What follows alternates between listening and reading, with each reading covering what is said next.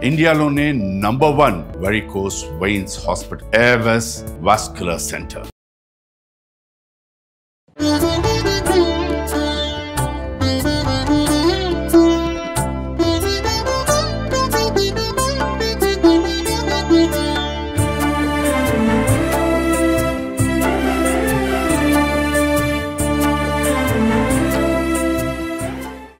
సమర్పించు Suman TV moms కిచెన్కి స్వాగతం.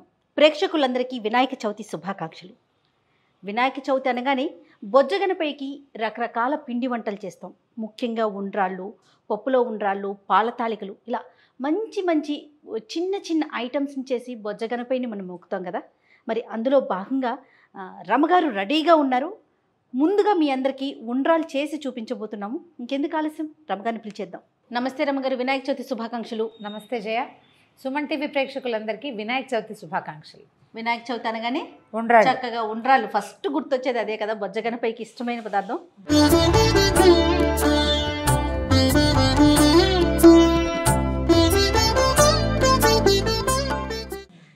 అయితే ఉండ్రాయి చెప్పండి. చాలా బలవత్తరమైన ఆహారం అంటారు. బియ్యపు రవ్వతోటి చేసుకుంటాం. కొంచెం ప్రాంతాల వారీగా చిన్న చిన్న తేడాలు ఉంటాయి. మనం జనరల్గా చేసేది బియ్యపు రవ్వ, శనగపప్పు వేసి చక్కగా ఉడికించేయటం, దాన్ని మళ్ళీ స్టీమ్ చేయటం. అవును, 2 సార్లు ఉడికిన ఈ పదార్థము సులువుగా అరిగిపోతుంది, ఎక్కువ తినగలుగుతాం. ఓకే. ఉండ్రాయి చాలా బలం అని చెప్తారు. ఆయుర్వేద శాస్త్రంలో ఇది ఎక్కువ చెప్తారనమాట. ఎలాగ కుడుం చేసుకుంటాం కదా, మన ఏమంటారు దాన్ని, మినపకుడుం చేసుకుంటామా, ఎట్లా ఒట్టి మినపిండితో, అదెంత బలమో ఇదంత బలం అన్నమాట. దాంట్లో మనం నెయ్యితో తింటాం కాంబినేషన్. ఇందులో కూడా మనం నెయ్యి వేసుకోవచ్చు, పచ్చళ్ళు, అల్ల పచ్చడి అలాంటివి అయితే చాలా బాగుంటుంది. వినాయకుడికి పెట్టేటప్పుడు ఒక చిన్న బెల్లం ముక్క కుడుల మీద పెట్టి నివేదన చేసేస్తాం. ఈజీ. 1 కప్పు రవ్వ, బియ్యపు రవ్వ పెట్టుకున్నాం అనుకోండి, 2 కప్పులు నీళ్ళు పెడదాం. స్టవ్ వెలిగించడం, ఓ మంచి చక్కగా గట్టి ఇత్తడి గిన్నె ఉంటే బెస్ట్, లేకపోతే కుక్కర్లో కూడా. గుజ్జి తరిగిన ముద్దుగా ఉందండి. ఇలాంటివి దొరికితే కొనుక్కోండి. చక్కగా 3 గుప్పెళ్ళ పాయసం అయిపోతుంది, 1 కప్పు ఉండ్రైపోయి ఇదైపోతుంది, గ్లాస్ అన్నం ఉడికేస్తుంది. ఓకే. అసలు అడుగంటదు, చక్కగా వస్తుంది బాగా. రమ్మగారు ప్రాసెస్ ఒక్కసారి చెప్పండి. 1కి 2 గ్లాసులు నీళ్ళు పెట్టుకోవాలి. శనగపప్పుని కొంచెం కడిగి 10 నిమిషాలు నాననిచ్చి ఉంచుకోండి.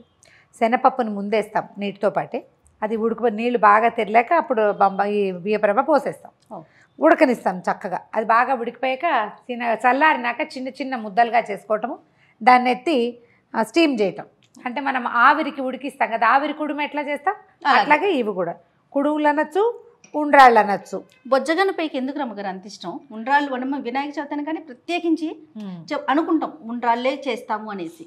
అంటే ఇవి సులువుగా అరిగే పదార్థం అనేది ఒకటి. ఆ సులువుగా అరగడంతో పాటు ఎక్కువ బలాన్ని ఇస్తుందని. ఈయనకి ఎందుకో నూనె పదార్థాలు పెట్టరు గణపతికి కదా, తక్కువ పెడతాం. ఇప్పుడు పులిహార్లు, పాయసాలు కూడా తక్కువే చేస్తారు, అన్ని బియ్యము వాటితో బేస్ తోటే చేస్తారు. ప్రధానంగా ఏం చేస్తారండి వినాయక చవితి అప్పుడు? కుడుములు, ఉండ్రాళ్ళు. అంటే ఇందులోనే 2 రకాలు ఉన్నాయి కదా. తర్వాత పప్పులో ఉండ్రాళ్ళు, పాల ఉండ్రాళ్ళు, తర్వాత పాలలో ఉండ్రాళ్ళు కూడా. పాల ఉండ్రాళ్ళు కూడా బాగుంటాయి. పప్పులో ఉండ్రాళ్ళు లాగానే పాలతో ఉండ్రాళ్ళు. తర్వాత ఈ పాల తాలికలు చేస్తాం, అది కూడా బియ్యం పిండే కదా. అవి కాకుండా పాశం అంటారు మనకి కొన్ని ప్రాంతాల్లో, అదే మన పప్పులో ఉండ్రాళ్ళు లాగానే పాల ఉండ్రాళ్ళు లాగానే ఇంచుమించుగా అలాగే ఉంటుంది.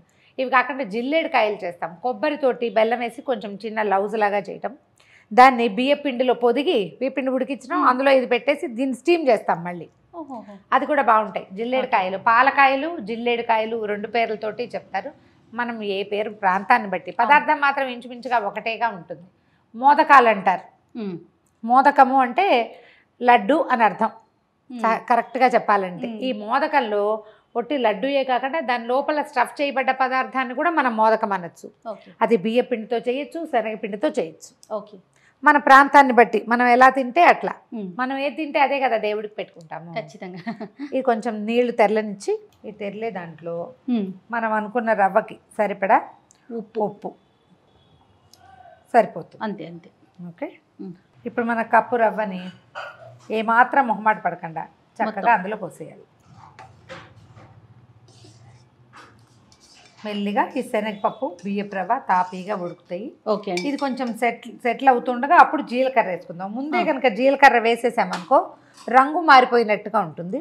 చివరికి ఇంకొక 5 నిమిషాలు 3 నిమిషాల్లో దింపుతామనగా అప్పుడు జీలకర్ర వేస్తే సరిపోతుంది. రుచి కూడా బాగుంటుంది కదండి జీలకర్ర వేస్తే రుచి బాగుంటుంది. ఇది మనం మామూలుగా ఉప్పిడి పిండి చేసుకుంటాం కదా బియ్యపు రవ్వతోటి, అదే పద్ధతి. కుతలాడడం ఆగింది, ఇప్పుడు నిదానంగా ఉడుకుతోంది చూడు. అవునండి. ఇలాంటి స్టేజ్లో ఏం కంగారేం లేదు, మనకు కావాల్సిన జీలకర్ర వేసేయటం. వాసన అన్నానికి పడుతుంది బాగా. మళ్ళీ ఓసారి కలిపి దగ్గర పడిపోయింది చూడు. ఇది తాపీగా ఉడికి టైట్గా అవ్వాలన్నమాట. ఒక 5 నిమిషాలు దీన్ని తాపీగా, అంటే రవ్వలో లోపల పచ్చి ఉంటుంది కదా, అది మొత్తం పలుకంతా పోయేటట్టు సిమ్లో పెట్టడం, మూత పెట్టి వదిలేయటం. ఓకే అండి, బాగా చక్కగా అయిపోయింది రమ్మగారు. ఇది రవ్వ మనము షాప్ నుంచి తెచ్చుకుంటే చాలా హాయిగా అవుతుంది. మనం ఇంట్లో పట్టామనుకో కొంచెం పిండి రవ్వగా ఉంటుంది. ఇగో అయిపోయింది చూడు, ఇలా కరెక్ట్గా ఉడుకుతుంది, మెత్తగా కూడా ఉంది చూడు. అన్నంలో రవ్వలో పలుకుందా లేదా ఒక్కసారి పరిశీలించుకోండి, కనిపిస్తుంది చూడు, క్లియర్గా ఉంది కదా. అవునండి. ఒకవేళ రవ్వలో పలుకుంది అనుకో, లోపల రవ్వలో తెలుపు కనిపిస్తుంది. తెలుపు లేదు, ట్రాన్స్లూసెంట్గా ఉంది కదా. అవును. ఇప్పుడు తీసేయాలి. కొంచెం గోరువెచ్చగా ఉండగానే ఉండాలి.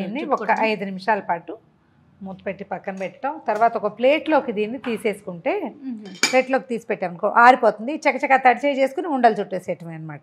చల్లారనిద్దాం, స్టవ్ ఆపేసేద్దాం, ఒక 5 నిమిషాలు చల్లారనిద్దాం. మీరేం చేస్తారు అమ్మగారు వినాయక చవితికి? ఏమేమి నైవేద్యాలు పెడతారు? ఒకటి ఉండ్రాళ్ళు, రెండోది జిల్లేడికాయలు, తర్వాత ఏమో మన పప్పులో ఉండ్రాళ్ళు, అవి చేస్తాను. ఈ జిల్లేడికాయలు అంటే మనం పాల తాలికలు మీరు చేస్తారు కదా, కొంచెం నేను పాల తాలికలు చేయడం తక్కువే, అలవాటు తక్కువ. ఏదైనా ఎవరింట్లో మామూలుగా కింద వినాయకుడిని పెట్టినప్పుడు పాశమని వాళ్ళు చేసి పట్టుకొచ్చారు, బాగుంది, ఇంట్రెస్టింగ్గా, రుచి నచ్చింది నాకు. కానీ మా పద్ధతిలో ఇళ్లలో చెయ్యరు కదా, అంచేత చేయటం లేదు అంతే. రుచి బాగుంటుంది, చేద్దాం అది కూడా తప్పకుండా అండి. దీన్ని ఒక పళ్ళెంలోకి తీద్దాం, ఈ పళ్ళెంలోకే తీసేస్తాం. దీన్ని ఎక్కడ కాస్త గాల్లో ఉంచితే కొద్దిగా చల్లారుతుంది, చూద్దాం ఉండొస్తుందా రాదా అనేదాన్ని. ఓకే, చక్కగా వచ్చేస్తున్నాయా? ఈ సైజు ఉండలు చేసేసుకోవటం. తర్వాత దీన్ని స్టీమ్ చేయటం. స్టీమ్ చేయడానికి కూడా మనం 2-3 విధానాలు పాటిస్తాం. ఒకటేమో ఒక పెద్ద గిన్నెలో నీళ్ళు పోయటం, పైన ఒక తెల్లటి బట్ట వాసన కట్టి ఆ బట్ట మీద ఇలా పేర్చేసుకోవాలి, స్టీమ్ చేసుకోవటం. లేదా మన దగ్గర స్టీమర్స్ ఉన్నాయనుకోండి, ఇడ్లీ కుక్కర్లు వస్తాయి కదా, అడుగుని నీళ్ళు పోయటం, పైన స్టీమర్ ప్యాన్ పెట్టేసుకోవటం, దాంట్లో వేసుకోవటం, ఈజీగా ఉంటుంది. చూడు ఉండలు చేసేద్దామా? చేసేద్దామండి.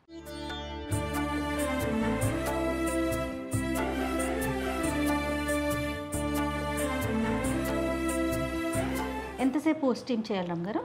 ఇది ఒక 7 నుంచి 10 నిమిషాల లోపు. ఇడ్లీ లాగానే చేయాలి. ఇది ఆల్రెడీ కుక్డ్.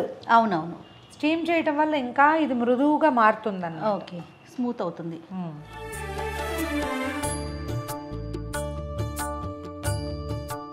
రమ్మగారు నెక్స్ట్ ఏంటి? ఉండలు చేసి పెట్టుకున్నాం కదా, ఇప్పుడు దీన్ని పక్కన పెట్టి ఒక స్టీమర్ పెట్టుకుందాం స్టవ్ మీద. ఒక గ్లాస్ నీళ్ళు పోసేసాము. తర్వాత దాని మీద ఈ స్టీమర్ వద్ది పెట్టేస్తాం. ఇలాంటివి బాగా దొరుకుతున్నాయి మనకి ఇప్పుడు.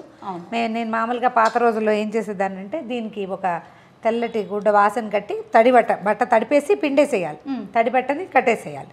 దీని మీద పేరు చేయటం, ఒక పీసుని దాని మీద వేసేసి పెద్ద మూత ఒకటి పెడితే ఒక 5-8 నిమిషాలు ఉంటే కనుక చక్కగా అయిపోతాయి. ఇప్పుడు మనకి ఈ అవకాశాలు వచ్చినాయి కదా. అవునవును. స్టీమర్ పెట్టేస్తాము, స్టవ్ వెలిగించాం కదా, దీంట్లో ఇవి పేరు చేయాలి. దీనికి సరిపడా నిండా కూడా పెట్టేసుకోవచ్చు జయ. ఓకే, నాకు ఇంట్లో ఇది లేదు రమ్మగారు, స్టీమర్ లేదు, కానీ ఇడ్లీ గిన్నెలోనే పెట్టేస్తాం. అలా కూడా ఒకవేళ ఇది లేకపోతే మనం ఇడ్లీ పాత్రలో కూడా పెట్టేసుకోవచ్చు. ఇడ్లీలు వేసుకున్నట్లుగానే ఇవన్నీ ఉండాలని అందులో పెట్టేసి పెట్టేయటం యాజ్ ఇట్ ఈజ్. చక్కగా ఉంది, ఇది బాగుంటుంది. ఇందులో మనం తట్ట ఇడ్లీ, గ్లాస్ ఇడ్లీ అలాంటివి చేసుకోవచ్చు, బాగుంటుంది. ఒక 5 మినిట్స్ హైలో ఉంచుతాం స్టవ్. తర్వాత ఒక 2 నిమిషాలు సిమ్లో పెట్టి, తర్వాత 2 నిమిషాల తర్వాత ఆపేసేయటం. ఒక 5 నిమిషాలు దీన్ని పూర్తిగా సెటిల్ అవనిచ్చి అప్పుడు ఓపెన్ చేసుకుని మనం ప్రసాదం పళ్ళల్లో పెట్టుకోవటం, దేవుడి దగ్గర పెట్టేసుకోవటం. నీళ్ళ మించి స్టీమర్ తీసేసాం కదా, ఇప్పుడు మూత తీసేయాలి. చక్కగా వచ్చేసినాయి గారు అమ్మగారు. వేడి వేడి ఉండ్రాళ్ళని అలాగా తీయటం, చక్కగా పెట్టేయటం. చల్లారినా కూడా బాగుంటాయి జయ ఇవి. చాలా సులువుగా చేసుకునే ఉండ్రాళ్ళు రెడీ. స్వామి ముందు పెట్టి గణపయ్య మమ్మల్ని అందరినీ కాపాడని చెప్పి మొక్కుకోవటమే తరువాయి. దీంతో పాటుగా మొత్తం మనం చేసుకునేటువంటి 4-5 పదార్థాలు, 3 రకాల పళ్ళు, తర్వాత అటుకులు, కొంచెం కొబ్బరికాయలు, తర్వాత పటిక బెల్లము, అదే మన ఏమంటారు పానకము, తర్వాత వడపప్పు, అలాంటివి మొత్తం నైవేద్యం పెట్టుకోవటం రెడీ. ఇంకా అయిపోయింది. ఇవి చప్పటివి కదా, అవును రమ్మగారు. నివేదన చేసేటప్పుడు ఓ చిన్న బెల్లం ముక్క దీని మీద పెట్టడం, నైవేద్యం పెట్టేసుకోవటం. చక్కటి రవ్వ ఉండ్రాళ్ళు రెడీ అయిపోయినాయి. సో మీరంతా కూడా పండగ రోజు చక్కగా బియ్యపు రవ్వతో చాలా సులువుగా చేసుకునే ఉండ్రాళ్ళు రెడీ అయిపోయినాయి. ఖచ్చితంగా మీరంతా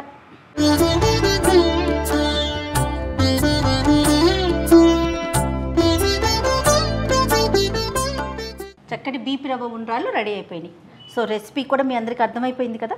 తప్పకుండా తయారు చేసి స్వామి ముందు వీటితో పాటు మరికొన్ని నైవేద్యాలు మీ ఇష్టానుసారం తయారు చేసుకొని స్వామి ముందు పెట్టి ఒక నమస్కారం పెట్టేసుకుందాం.